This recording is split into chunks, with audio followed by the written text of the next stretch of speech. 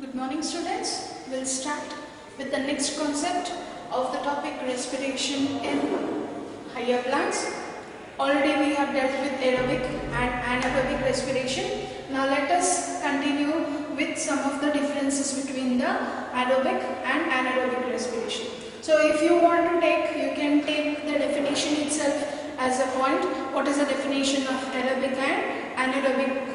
You have to be thorough with the concept so that you are able to differentiate both the processes. It can be where it is occurring, or which are the products involved in it, and what are the reactions followed, which are the organelles involved in it, and the organisms which are being present, which conduct those processes, and all you can take. So I have sought out some of the differences. So you can just look into that, which is not been given in the NCERT syllabus. So as an external information, so that you are able to differentiate the processes. What are the differences? So here some of the differences of aerobic and anaerobic. I said the first point, if you want, you can take the definition of aerobic and anaerobic respiration. Aerobic respiration, it is a process occurring in the presence of oxygen, where oxygen is being used for the breakdown of the fuel molecule or the food product. While anaerobic, it is a process which occurs in the absence of oxygen to form the alcohol, or with the release of carbon dioxide, and there is a formation of excess amount of energy. Yes, why the other points that related to these differences are, yes, in aerobic already we have learned there are 4 processes involved in aerobic respiration. Those are glycolysis, Krebs cycle, electron transport chain, and oxidative phosphorylation. So in aerobes, their food is being oxidized with the help of the oxygen. There are 4 processes where there is breakdown of the glucose molecule. First is glycolysis. The product is pyruvic acid. That pyruvic acid enters into the Krebs cycle. In the Krebs cycle, NAD and FAD are being formed. Those NAD and FAD are entering the electron transport chain, which helps in the formation of water, and also there is a release of energy. And lastly, oxidation occurs. There is process of oxidation where when they get oxidized, the NADH and FADH, when they get oxidized, they release the energy, that is oxidative phosphorylation. So in aerobic, all the 4 steps occur in a chain wise: glycolysis, Krebs cycle, electron transport system, and phosphorylation. While in anaerobic, usually these are microorganisms where you cannot, or we can say the prokaryotes, where you cannot find well-developed organ system, or there is no proper development of double membrane organelles, or they don't have the mitochondria itself, but still they carry out the process. And only one process you can see is it involves only the process of glycolysis, where it forms the pyruvic acid. So the product is only one reaction occurs in the anaerobic respiration, that is in anaerobic, that is glycolysis. While the second point you can take as this process occurs in the presence of oxygen. So aerobic respiration, it occurs in the presence of oxygen, while anaerobic occurs in the absence of oxygen. Then next, here in aerobic, glucose is completely oxidized.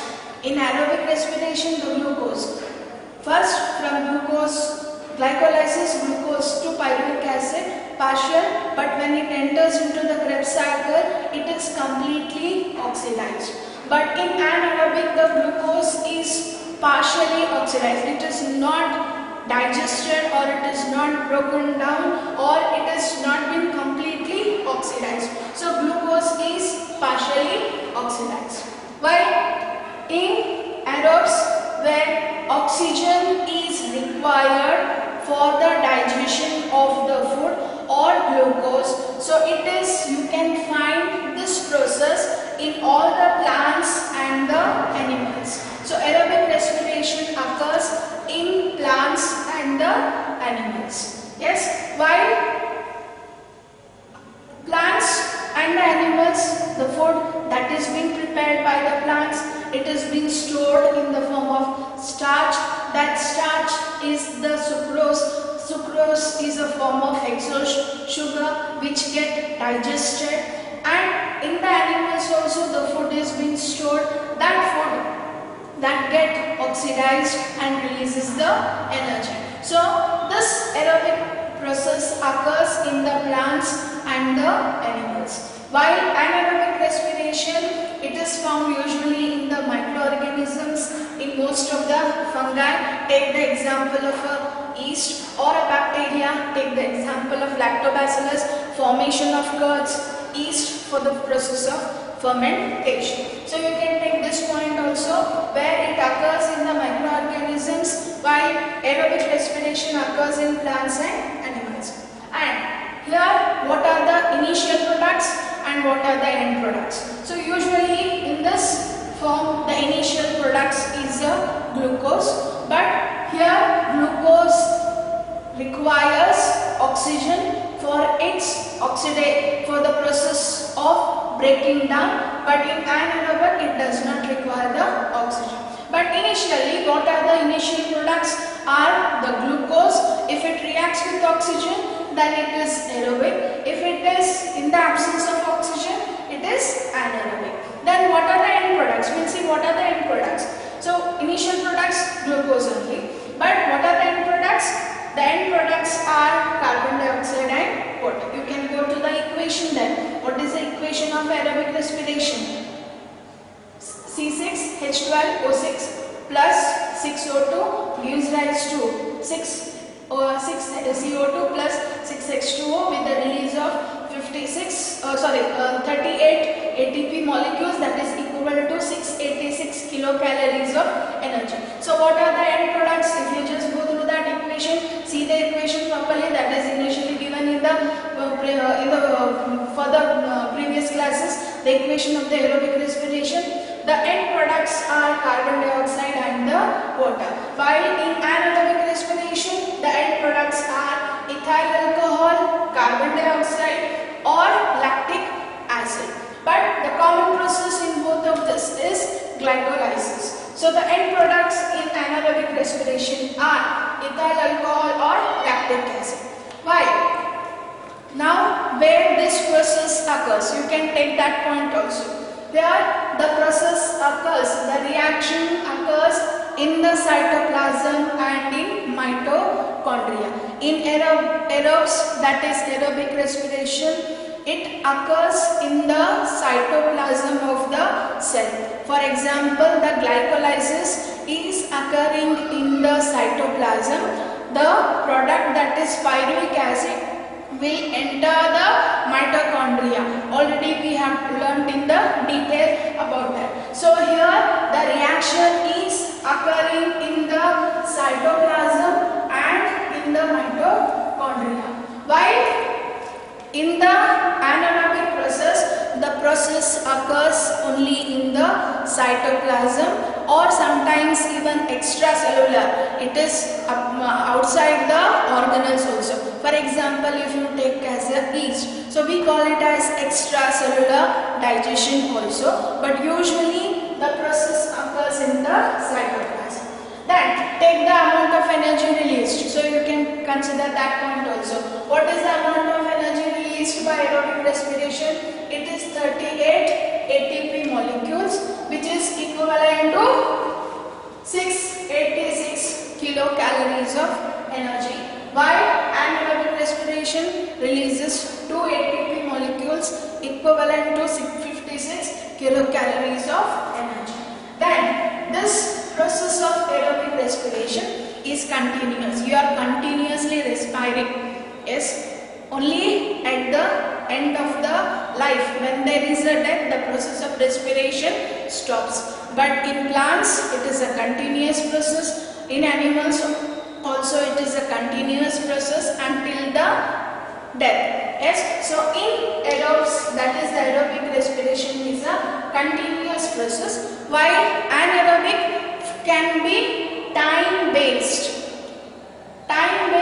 up to the product is being formed. Time based means what? For example, if you take fermentation, yes, the alcohol is being formed or the curd is being formed, the process stops. So it is not continuous, or you can take it is a continuous process or it is a discontinuous process also, or the process does not continue for a longer period of time. So I have written it as time based until the product is being formed. Only when alcohol is being formed, and if the percentage of alcohol is more than 13%, the yeast cells die because of the more concentration of the alcohol. Even in the formation of curd also, if the time is excess, if you don't use the curd, it is excess, then it will be a waste product. So it is a time based up to the product is being formed.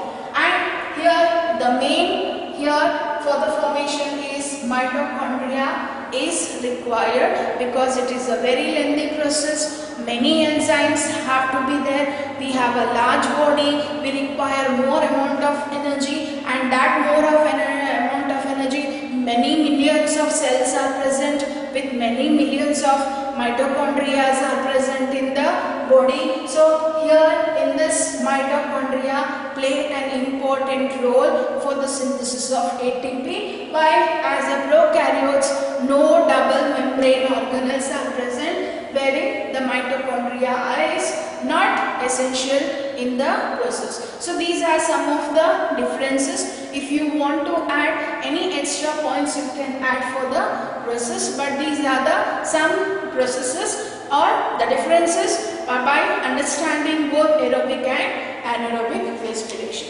Now we have studied the differences between aerobic and anaerobic respiration. Now here the respiration is also called as amphibolic process. Why it is called as amphibolic process?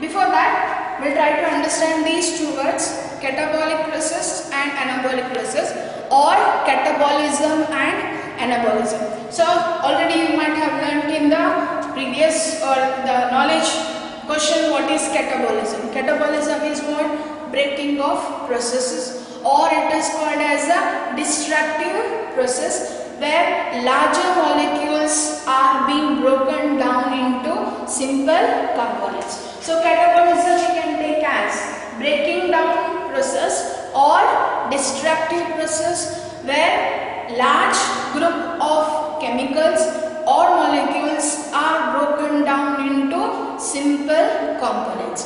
The opposite of it is anabolism process, which is also called as constructive process. That is, there is a process of formation of complex molecules with the help of simple molecules. Small simple molecules combine together to form a complex molecules. But if you go with the process of respiration, the respiratory substrates are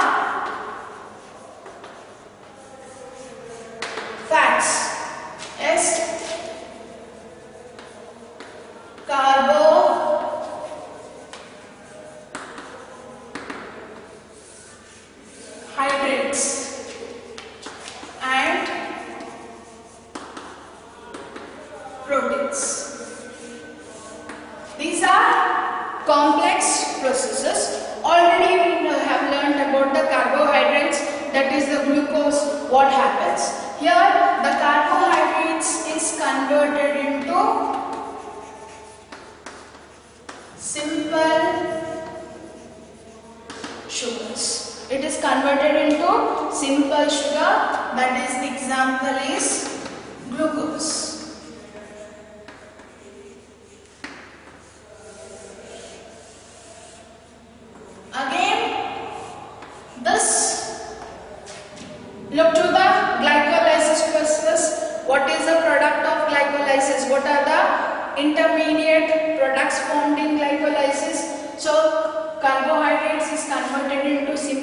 sugar, that is nothing but the glucose. Then it is converted into glucose 6-phosphate, which in turn converted into fructose 1,6-bisphosphate,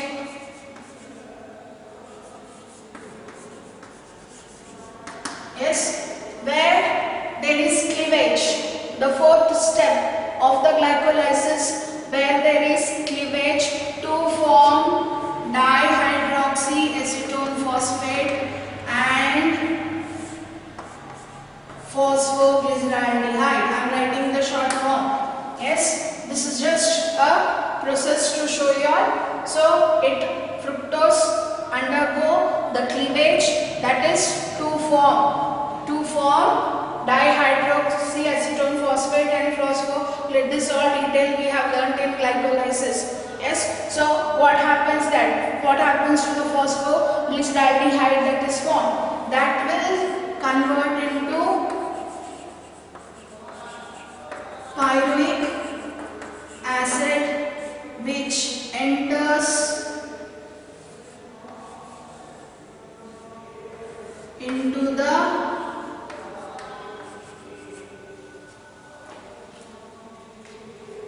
space.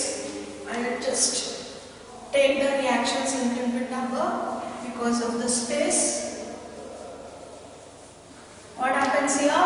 Carbohydrates is converted into simple sugars, that is glucose. Then it is converted into glucose 6-phosphate, then fructose 1,6-bisphosphate, where it forms, or it is cleaved, or it is being broken down to form nitrous phosphate and phosphoglyceraldehyde. This one is converted into pyruvic acid. This is a process of short form of the glycolysis process, where to explain that respiration is anabolic process. So the process of glycolysis starts with carbohydrates, formation of many intermediate products. Ultimately the pyruvic acid is formed. This pyruvic acid forms acetyl CoA, which enters the TCA cycle or Krebs cycle with the release of carbon dioxide and water. Yes, so this is a process of glycolysis. Then what happens to the fats? These are all the respiratory substrates which undergo the process of oxidation. And remember what is catabolism and what is anabolism. Then why it is called as amphibolic process. A respiration is known as amphibolic process. Why it is called as amphibolic process? Then what happens to the fats? Fats are also complex molecules. They are broken down into fatty acids and glycerol, which are broken down into fatty acids and glycerol. Then it directly forms acetyl CoA, which enters the Krebs cycle, releases water and carbon dioxide. On the other hand, the proteins are converted into amino acids, which form the pyruvic acid. There is formation of pyruvic acid. Then pyruvic acid forms acetyl-CoA, that is Krebs cycle or PCA cycle. So in overall this flow chart, the fats are being broken down into fatty acids and glycerol, and there is a formation of acetyl-CoA which enters the Krebs cycle. Yes, that Krebs cycle and electron transport system with the formation of water and carbon dioxide. While it is a carbohydrates that is undergo the process of glycolysis, the product formed is pyruvic acid which enters acetyl-CoA, then it enters the Krebs cycle. While the complex proteins are being broken down into amino acids which forms pyruvic acid, and that enters the Krebs cycle. Now in this respiration process, the complex food substances are broken down into simple components. So we call that process as catabolism. It is one side there is catabolism where the complex food substances are being broken down into simple components. Simultaneously, there is another process known as anabolism also, where the simple components combine together and form another molecule. So there is destructive process also, and there is constructive process where new molecules are being formed by the reaction of simple components.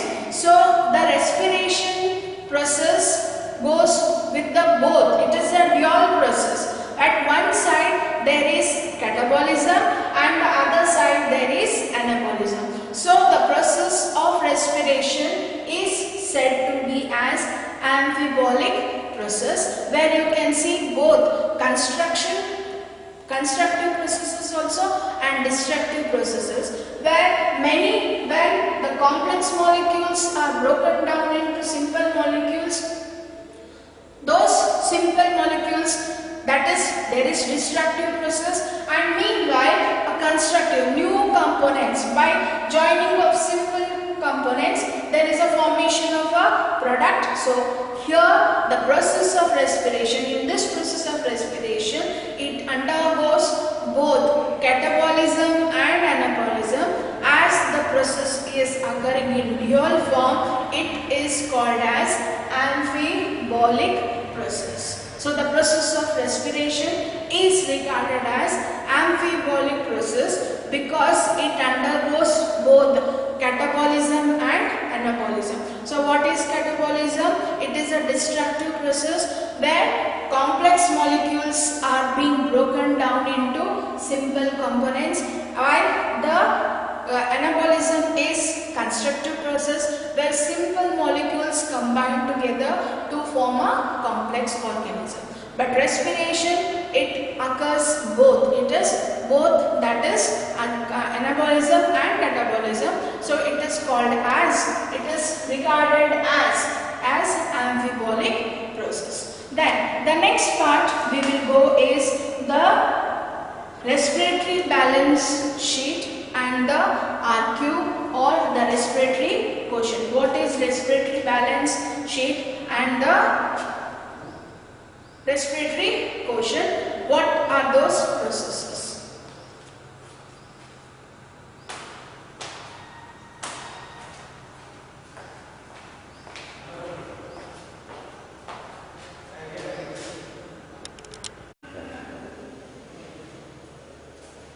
So the next is respiratory balance sheet.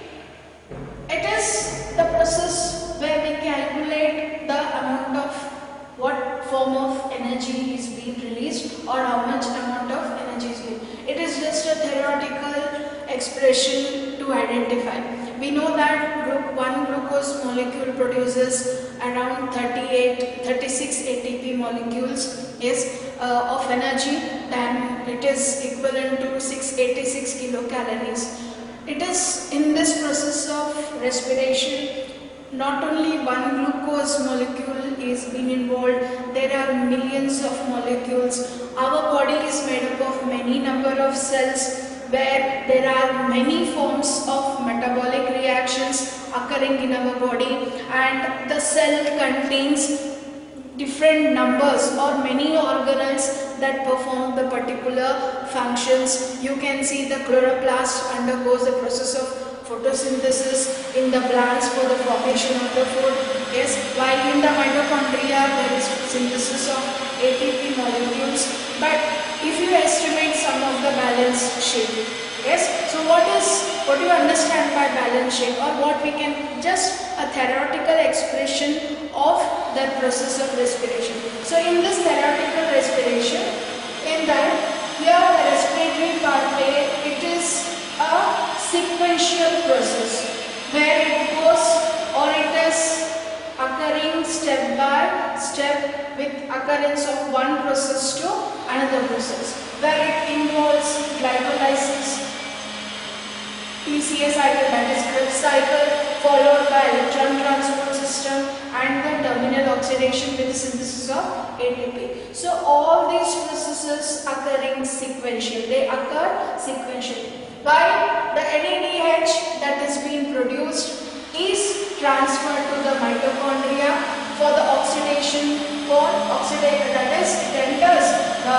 mitochondria for oxidative phosphorylation, where there is synthesis of ATP molecules. While the intermediate products that are being formed during the process of respiration are not actually used for the metabolic activities, and moreover all the process occurs simultaneously. One side, if in the plants you can see there is process of photosynthesis, and the other side there is a process of respiration. And if you take the whole body, if you take all the systems, circulatory system, digestion or respiration occur simultaneously. So here also all the processes that occur is simultaneously. And sometimes if it is in the metabolic process, even ATP is used up whenever it required. But according to the old concept of the respiratory balance sheet, you can consider this point. This is for your confirmation that how you got 36 ATP molecules. You can just follow this as external information. I said that it is just a theoretical process. That is glycolytic. What happens? How many amount of ATP are being reduced? So in the end of the glycolysis, I said there is pyruvic acid and formation of ATP molecules. So by glycolytic reaction, we get 2 ATP molecules. 2 ATP molecules are being obtained, and by Krebs cycle also 2 ATP molecules are being formed. So in this process of glycolysis and in the process of Krebs cycle, 2 ATP molecules are being formed, and through terminal oxidation, that is 8 NADH from the Krebs cycle produces 24 ATP molecules, and by terminal oxidation 2 FADH are being 2 FADH from the Krebs cycle form 4 ATP molecules, and by terminal oxidation of 2 NADH from the glycolysis, totally 6 ATP molecules are formed, and if you calculate, totally 38 ATP molecules are being produced. So this 38 ATP molecules, but we have studied that it is there. What about the 2? Why movement of pyruvic acid into the mitochondria, where 2 ATP molecules are being used up. Yes, while transferring the pyruvic acid into the mitochondria, yes, when it enters the Krebs cycle, 2 ATP molecules are being used up. So 2 ATP molecules out of 38 are being used up. We get totally 36 ATP molecules. This is just a theoretical representation of the respiratory balance sheet.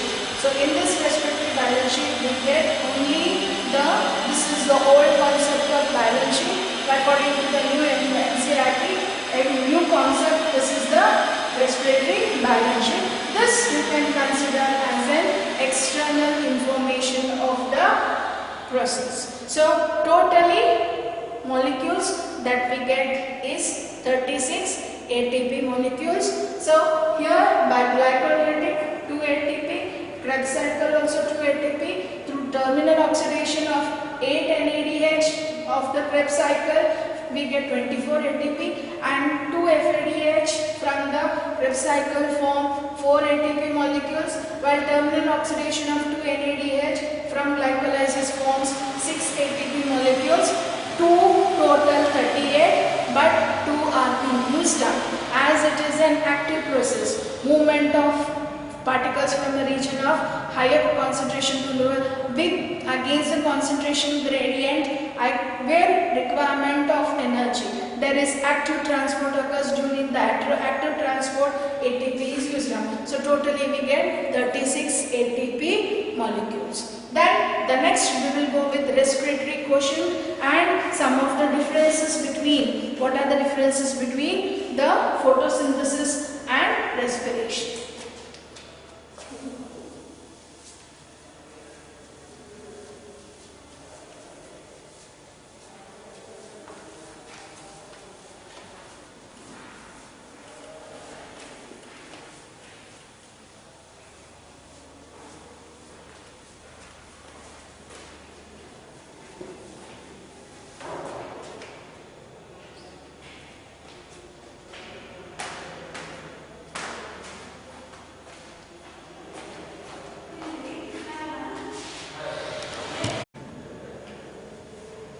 The next part in respiration is respiratory quotient. So what is respiratory quotient? So it is the ratio of, we know that in respiration glucose is oxidized or it is converted into carbon dioxide and water, or it uses oxygen. Now based about the amount of oxygen that it is used and how much amount of carbon dioxide is being released, the scientists have made a concept of respiratory quotient which is also called as RQ. So what is respiratory quotient? It is the ratio of the volume of carbon dioxide evolved by the volume of oxygen consumed. So in the reactions of the respiration, both in anaerobic or anaerobic or the food substances that get oxidized, what is respiratory quotient? It is the volume of carbon dioxide that is evolved by the volume of oxygen consumed. How much amount of carbon dioxide is released to the how much amount of oxygen consumed, or simple you can say it, what is respiratory quotient? It is the ratio of volume of carbon dioxide evolved by the volume of oxygen consumed. Now take this first reaction. Yes, the very first reaction, glucose is C6H12O6 where it reacts with oxygen to form the product like carbon dioxide and water. See how much amount is here.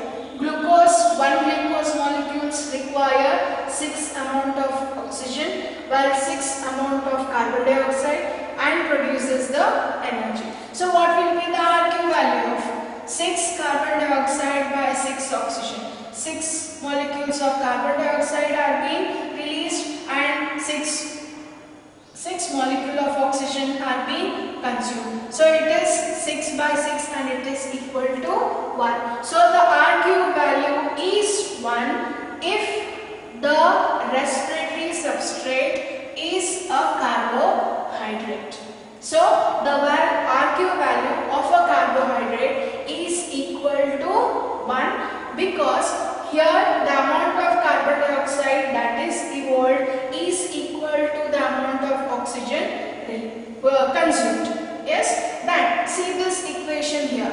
This is the glucose molecule where also there is formation of carbon dioxide and water. Now you have to stress with how much amount of carbon dioxide. See this reaction where you can find that the amount of carbon dioxide released is 102 while the amount of oxygen used is 145. So for this reaction it requires more amount of oxygen. It is requiring more amount of oxygen while the amount of carbon dioxide that is being released is less. So the RQ is 102 by 145, it is equal to 0.7. That is the RQ value is 1 if the respiratory substrate or the substance that get oxidized is a fat. If it is a fat, then it is the value will be RQ value is less than 1, while in case of proteins it is 0.9. RQ value is 0.9. So here in this process for the oxidation of the fats, they require more amount of oxygen to get digested. Subsequently it releases less amount of carbon dioxide. How much amount of carbon dioxide is evolved is only 102, but it requires more amount of oxygen, that is 145. So in case of fats the RQ value is less than 1 and particularly the proteins it is 0.9.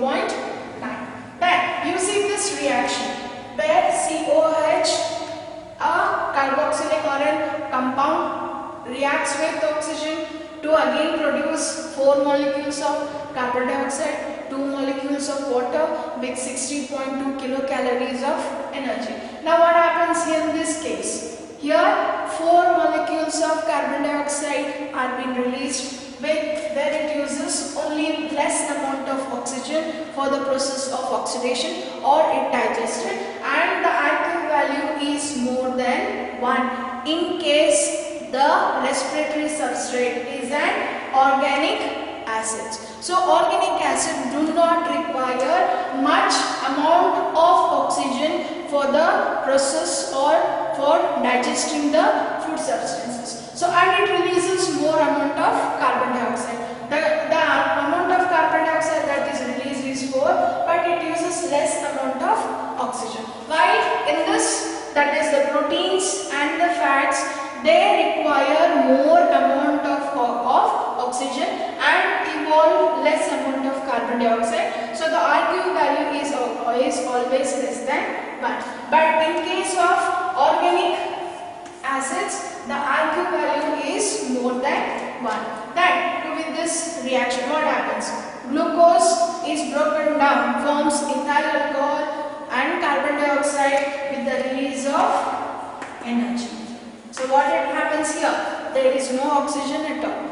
It does not. This process is anaerobic process where oxygen is not being used. So ultimately the RQ value is equal to infinite. It is infinite. So here what is RQ? It is the volume of carbon dioxide evolved by the volume of oxygen consumed. So in case of carbohydrates, it is more than 1.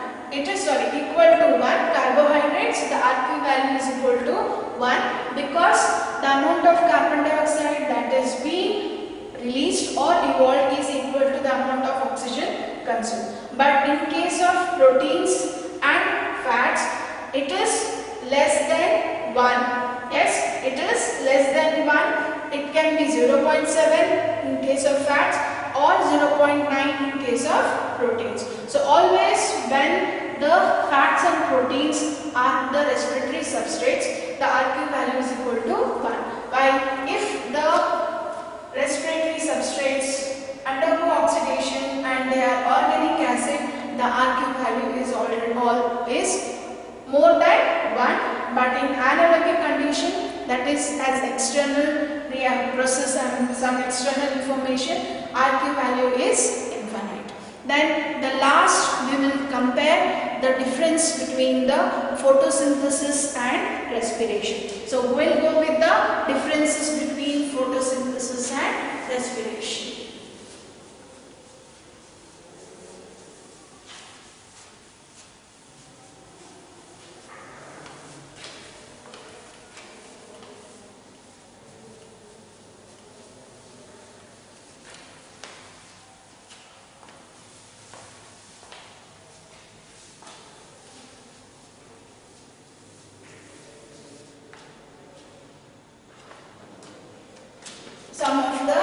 differences between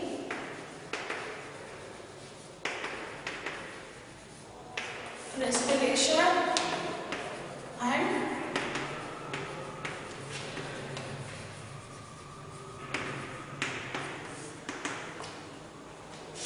already clearly we have studied the process of photosynthesis and we have studied the process of respiration. So let us differentiate some of the concepts, how they differentiate with respiration and photosynthesis. Now this process of respiration, it occurs in all the living cells. It occurs in all the living cells of plants and animals. While photosynthesis, it occurs in green cells of the plants.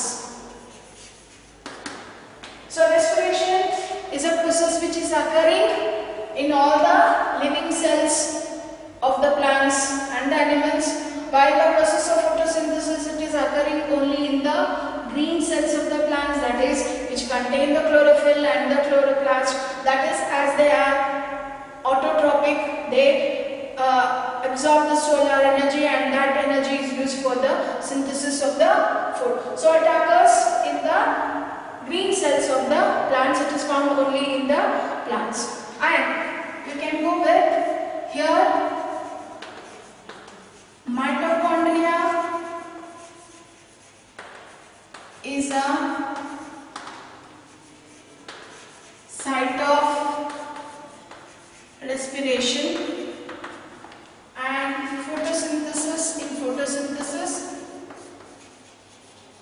chloroplast is the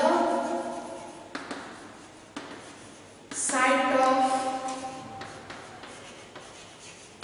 photosynthesis. The main purpose of respiration is release of energy with the digestion of the food components.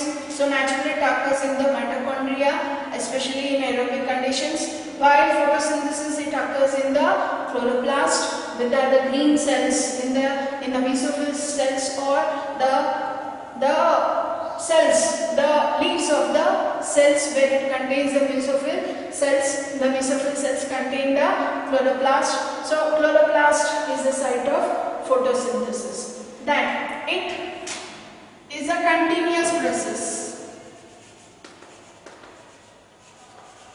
Continuous process and continuous until the death of a person, while this process occurs only in the presence of light. Occurs only in presence of light, or you can take it as it is not a continuous process. Not a continuous process. Then respiration, it is a continuous process, while photosynthesis is not continuous. Only when there is trapping of the solar energy, that solar energy is used for this process, for the formation of the food. So we can consider this point also where it is here respiration is continuous and the process of photosynthesis is discontinuous. Then what are the initial processes, or which are the initial components, or what are the other differences? You can just go through that. You can calculate what all happens during the process of photosynthesis and respiration. So here in this respiration, if you take the reactions, what are the reactions involved in respiration, or what are the reactions occurring in the process of photosynthesis, we can go through those reactions.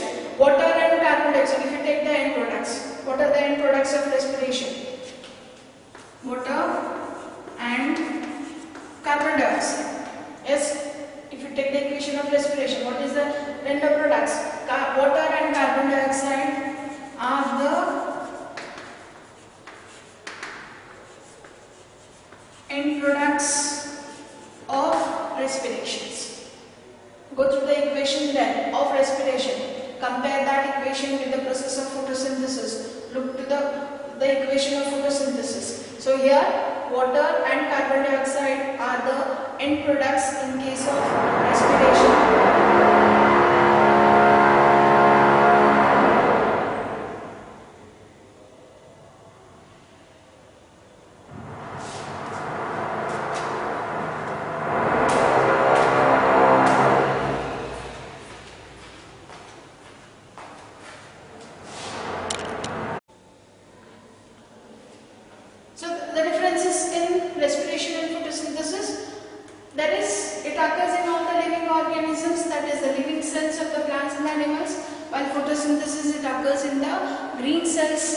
Of the plants. Then the mitochondria, mainly the organ that has been involved in this process is mitochondria. We can go with this point also.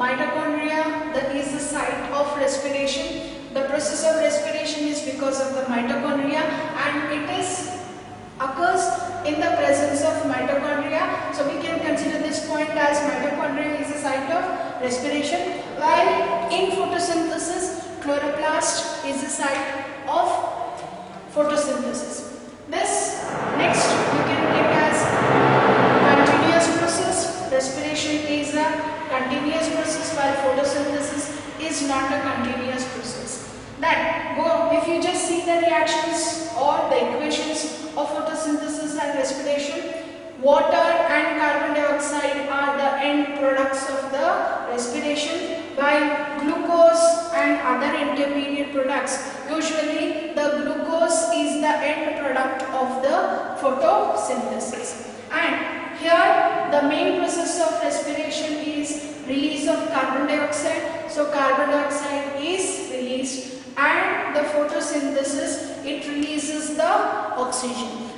Because of the importance of photosynthesis, the level of oxygen is being increased by the plants. So we can take that point also, and you can consider even with the initial materials, which are the initial compounds used. So the initial compounds that are involved in the process is usually the glucose. The glucose is oxidized. So the starting material in the process of respiration is a glucose, while in photosynthesis carbon dioxide plus water in the presence of light and chlorophyll forms glucose with the release of water and oxygen. If you take that equation, so the starting material of the process of photosynthesis are carbon dioxide and water. Then if you go with some of the reactions, usually the respiration is more catabolic process, though it is amphibolic, but more considered as catabolic, because many complex molecules are being broken down into simple molecules, while the process of photosynthesis is anabolic process. Then if you go with that NAD is reduced, or there is reduction of NAD, there is being reduced. NAD are reduced to NADH, you can take this point also, or in the process of photosynthesis, in respiration, NAD is reduced to form NADH2.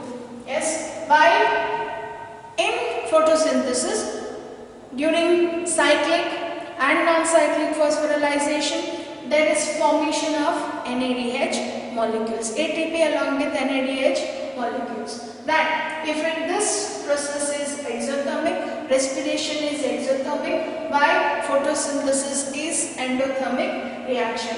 Then the process of is, we can correlate this point with this point, it is a continuous process. Respiration is a continuous process which occurs throughout the life of an organism until there is a process of death. While here in photosynthesis, it occurs in the presence of light, especially with the release of oxygen. So it is occurring throughout the life of an organism, while photosynthesis it occurs in the presence of the light. So this is the last concept of the topic, respiration in higher plants. So from the beginning, just go through the concept very well, go through the cycles that have been mentioned in the process of respiration. So with the questions like what is respiration and what are the types of respirations? Explain the types of respiration, that is aerobic respiration and anaerobic respiration. Then the differences between the aerobic respiration and anaerobic respiration. Then the initial part is of anaerobic respiration, lactic acid fermentation and alcoholic fermentation. We have studied that concept also.